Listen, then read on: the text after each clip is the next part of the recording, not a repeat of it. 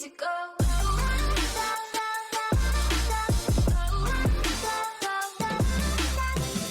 Salut, c'est Sglug, merci de suivre cette aventure, merci pour les inscriptions, n'oubliez pas d'activer les notifications pour être prévenu des prochaines vidéos. Merci aussi de commenter, de poussoyer et de partager. En regardant cette vidéo, vous prenez le risque d'apprendre quelque chose et je décline toute responsabilité en cas de surchauffe neuronale. Je pars du principe que vous avez vu les anciennes vidéos, et il vaut mieux regarder les vidéos en x2 plutôt que de faire des bons, sinon vous allez rater des trucs et astuces. Dans la dernière vidéo, je vous ai montré comment faire l'incrustation du bouton abonnez-vous. Dans cette vidéo, je vais vous montrer comment faire l'animation du doigt qui clique sur un bouton.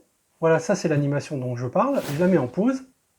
Quand je vais redémarrer l'animation, vous allez voir le doigt va cliquer sur le bouton, et c'est cette animation-là que je vous propose de réaliser. Bien sûr, dans cette vidéo, et comme dans la vidéo précédente, je vais vous montrer les principes de base et comment réaliser les choses, mais je ne vais pas faire les choses très précisément. Il y a certainement beaucoup de moments où il faudrait faire attention, notamment quand on va dessiner les doigts, de faire les traits correctement, à la bonne taille, avec les bonnes couleurs, et ainsi de suite. Et ça, c'est des choses qu'il faut peaufiner et qu'il faudra faire dans cette vidéo-là et dans la vidéo précédente. Pour le montage vidéo, on aura bien sûr besoin d'un logiciel de montage. Comme dans la précédente vidéo, on va utiliser Shotcut.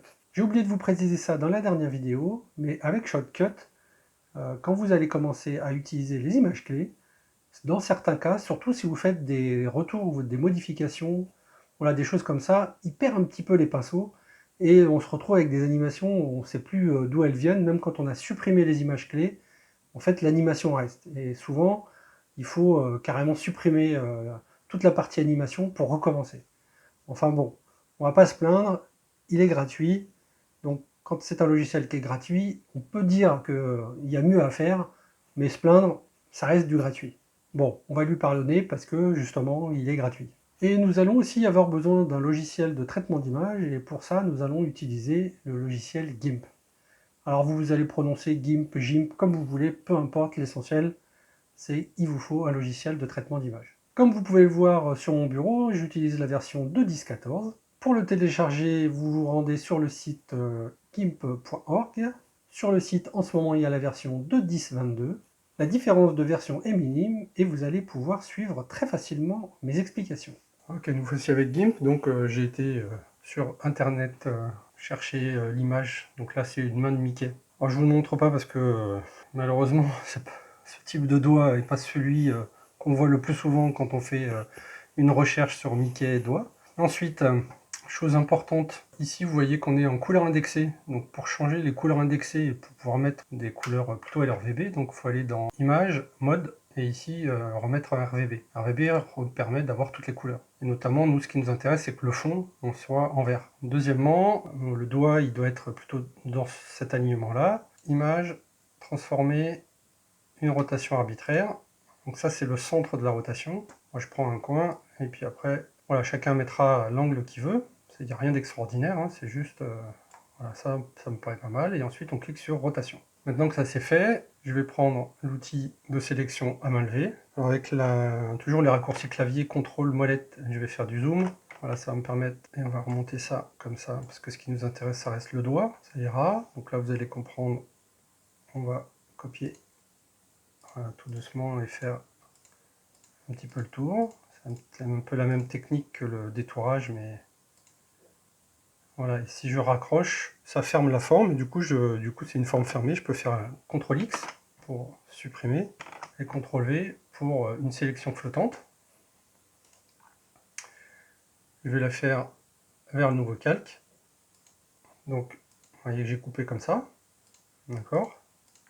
Je vais dupliquer ce calque. Voilà. Et celui-ci, je vais lui appliquer une rotation.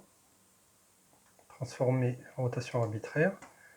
Voilà. Et pareil, je vais lui mettre à peu près voilà, on fera une rotation si ça ne nous plaît pas. Et maintenant sur celui-là, je vais le déplacer pour qu'il soit à peu près voilà, ici.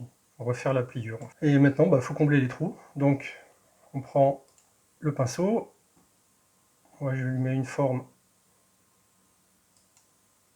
voilà, qui soit à peu près la taille de ce qui est ici. Et puis on va reformer un morceau de doigt qui manque. Voilà. Ici j'inverse, on va passer en blanc et je vais effacer cette partie-là. En fait, je l'efface pas, mais je la remplis de blanc. Et je suis bien dans mon calque du doigt coupé. Voilà. Bon, il faudrait peaufiner un peu plus hein, pour faire ça très bien. On a bien le doigt droit et là le doigt incliné. Bah maintenant la seule chose qui reste à faire c'est à changer toutes les couleurs pour mettre du vert, qui va nous permettre ensuite dans la vidéo de simuler un fond vert. Ça va être le 00FF00, comme ça c'est un vert très pur. Et avec le pot de peinture, ici là en fait le calque est délimité par le petit rectangle, je me fais avoir à chaque fois, hein, mais voilà, le calque est délimité par les rectangles et je ne peux mettre de la couleur que dans le calque, même si on ne le voit pas, c'est lui qui est actif, alors qu'en fait c'est celui qui est en noir qui est actif, et là maintenant effectivement je vais pouvoir changer toutes les composantes. Maintenant on va revenir ici, je vais afficher celui-là et cacher le reste. Ok, donc là il faut que je comble ici en noir, voilà, ici en noir. Et puis, du coup, là, je peux prendre le pot de peinture, on va mettre du blanc et prendre le blanc ici. Voilà. Et puis, je peux peut-être reprendre le vert. Changer ce vert-là. Oh, voilà, hop.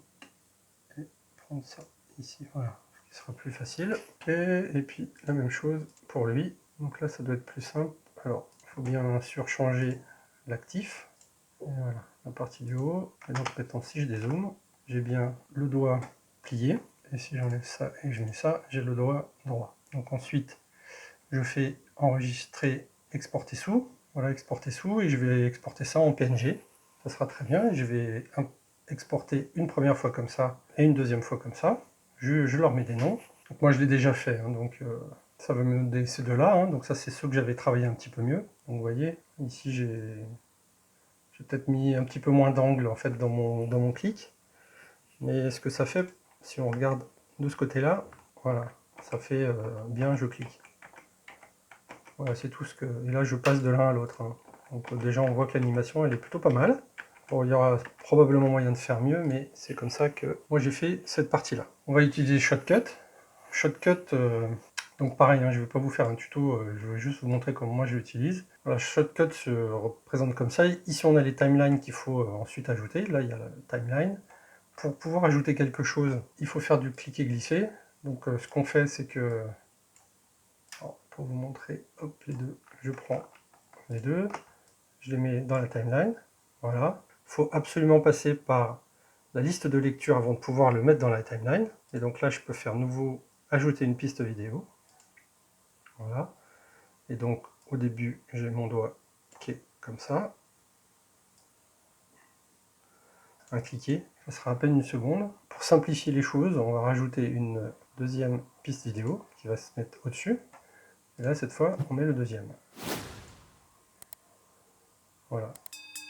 L'effet est quasiment fini, parce que si je regarde ici, on est dans cette partie-là à regarder, et je joue, ça fait tac, tac. Alors là, c'est trop lent, donc il suffit de réduire l'image, et on rejoue, jusqu'à trouver ce qui nous convient comme clic, sachant qu'effectivement, on va pas cliquer. Voilà, ça commence à être pas mal. On va baisser encore. Alors, ici, là, on va augmenter la timeline. Et puis cette partie-là, c'est pareil, on va la réduire parce que ça sert à rien d'avoir tout ça. Pour l'instant, c'est juste ce réglage-là, donc voilà. On va l'agrandir encore un peu quand même. Voilà, donc là, bon, vous avez compris le principe. On choisit ça. Ensuite, le clic. Donc j'ai récupéré un son. Donc pour mettre le son, bah pareil, il faut coller d'abord dans la liste. Et puis ensuite, alors ça peut se faire tout de suite, mais c'est ajouter une piste audio. Donc pareil, les pistes audio, on en met autant qu'on veut. On prend le wave, hop. Voilà, il est là. Vous ajustez le son de ça Alors, je ne sais pas si vous entendez, mais ici on a un petit bout d'un clic et ici un autre clic. Moi ce que j'ai fait c'est que je voulais pas un clic, donc j'ai découpé. Alors pour découper c'est ici, pour découper au curseur. Par exemple je veux juste ce son là, et donc je découpe ici. Cette partie là je fais enlever. Si vous faites supprimer, ça enlève toute la partie du haut. On fait enlever. Le bout de son, je le décale pour le mettre ici. Voilà, comme ça synchronise avec ça, le son. Donc on synchronise le petit bout du son par rapport au début ici. Voilà, et donc si par exemple je me mets ici, parce qu'effectivement j'ai pas besoin ensuite d'avoir quelque chose de plus grand, ce qui m'intéresse c'est juste le clic. Donc je vais mettre au niveau du son, donc je me mets ici, sur cette ligne là, je vais faire couper, et hop, je vais faire supprimer, tac, vous voyez, ça supprime direct. Et puis après, c'est pareil, je veux lui laisser de chaque côté là, à peu près la même distance, donc hop, pareil, tac, hop, supprimer.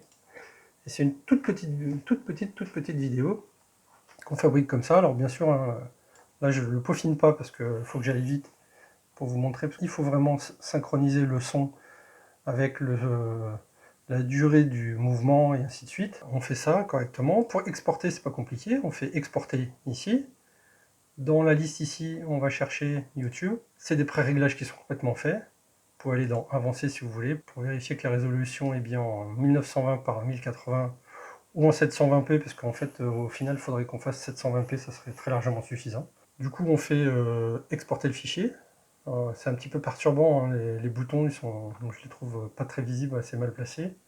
Mais bon, exporter, voilà, et puis du coup, on va faire exemple de doigt pour MP4, tac, ça va. Ici, là, vous voyez maintenant, la tâche est en cours. Elle devrait démarrer. Bon, il n'y a pas grand chose, donc c'est super rapide. Hein. Donc maintenant, dans mon exemple, j'ai mon exemple doigt qui est là. Voilà, donc c'est plutôt pas mal. Voilà, comme je vous l'avais dit au début de la vidéo, il y a des petites retouches à faire. Il faudrait être un petit peu plus précis dans certains cas. Donc je vous laisse faire, vous avez toutes les cartes en main pour pouvoir faire ça comme bon vous semble. Mais j'ai été tellement vite que j'ai oublié un petit détail, c'est que, je ne sais pas si vous en êtes rendu compte, là dans la vidéo finale, il y a 2 bandes noires là sur les côtés. Et ça, c'est très mauvais. Il faut absolument que tout l'écran soit vert pour que vous puissiez ensuite l'incruster dans une autre vidéo. Et ça, je vous ai déjà montré dans la vidéo précédente. Le fond, c'était une grande image rectangulaire qui était verte. Il faut juste prendre un fond vert, une petite image carrée, et la grossir pour qu'elle prenne tout l'écran. Bien sûr, dans la description, vous allez trouver tous les liens vers la vidéo et les liens vers les sites. Voilà, dans cette vidéo, nous avons vu où télécharger le logiciel GIMP. Nous avons vu comment modifier les couleurs indexées. Nous avons vu comment faire une rotation sur un calque. Nous avons vu comment copier un morceau d'une image dans un autre calque. Nous avons vu comment déplacer les calques. Nous avons vu comment simuler un fond vert pour la vidéo. Nous avons vu comment exporter une image en PNG. Nous avons vu comment importer des images dans Shotcut. Nous avons vu comment régler le temps du clic pour le doigt. Nous avons vu comment ajouter une piste son à la vidéo. Et nous avons vu comment exporter au format YouTube. J'espère que ces informations vont vous aider ou au mieux vont vous donner des idées. N'hésitez pas à mettre des commentaires et à partager. N'oubliez pas de vous abonner et d'activer les notifications pour être prévenu des prochaines vidéos. Si vous aimez ou pour m'encourager, pousoyez. Sinon, mettez un pouce vers le haut. Allez, ciao, bon dimanche.